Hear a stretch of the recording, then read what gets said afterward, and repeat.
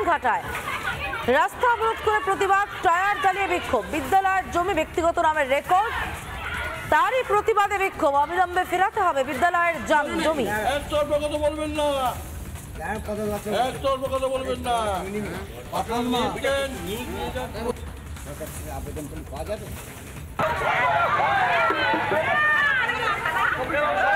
হরিণঘাটার ছবি দেখতে পাচ্ছেন। ব্রহ্মপুর প্রাথমিক বিদ্যালয়ের জমি ব্যক্তিগত নামে রেকর্ড করার প্রতিবাদে বিক্ষোভের ছবি দেখতে পাচ্ছেন। পড়ুয়া থেকে শিক্ষক, স্থানীয়রা পথে নেমেছেন। বিদ্যালয়ের জমি ফেরাতে হবে এই দাবিতে বিক্ষোভ।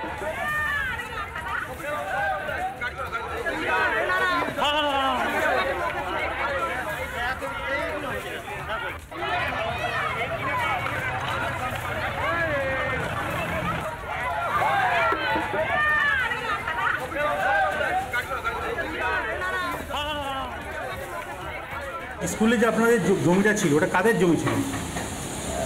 জমিটা তো স্কুলের নামেই থাকে, নদীয়া ডিস্ট্রিক্ট প্রাইমারি স্কুল কাউন্সিলের নাম। এটা দান করা জমি? হ্যাঁ, আমাদের দলিল রয়েছে, দেখলেন। ওরা এটাকে আবার ওদের নামে নিয়ে নেওয়ার জন্য নিয়েছে। গ্রামবাসীরা যখন জানতে পারলেন, তখন গ্রামবাসীরা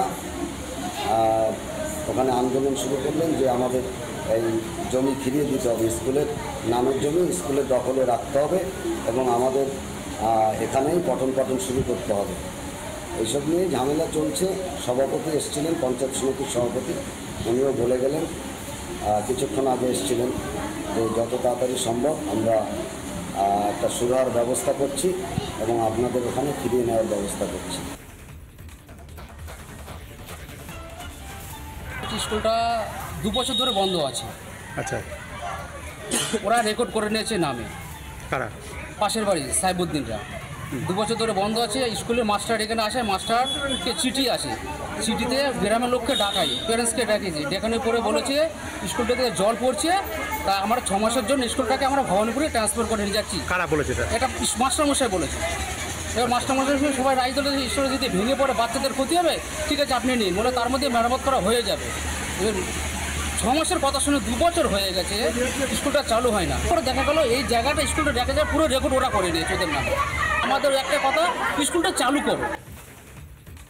এই অভিযোগটা আমরা শুনেছি কিছুক্ষণ আগেই আমাদের বিডিও হরিণঘাটার অফিসে। কিছু স্থানীয় মানুষজন তারা এসে বিক্ষোভ দেখান। তো আমরা তাদেরকে বলেছি যে তাদের যে অভিযোগ রয়েছে সেটা লিখিতভাবে জমা দেওয়ার জন্য। তো অভিযোগপত্র আসলে যদি এ ধরনের কোনো ঘটনা ঘটে থাকে, সেই দোষীদের বিরুদ্ধে শাস্তিমূলক ব্যবস্থা।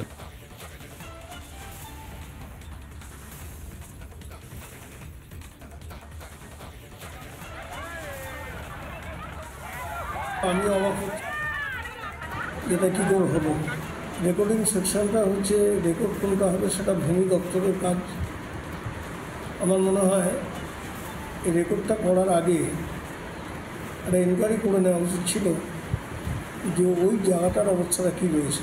3 সাল থেকে স্কুল, সেই স্কুলের জায়গাটা কোনো ব্যক্তিগত কারণ নামে এটা কী করে রেকর্ড হয়ে যায়, আমি এটা ভেবে উঠতে পারছি না।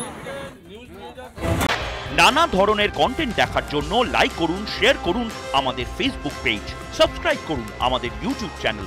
পাশাপাশি অন্যান্য ব্রেকিং নিউজের জন্য অবশ্যই চোখ রাখুন রিপাবলিক বাংলায়।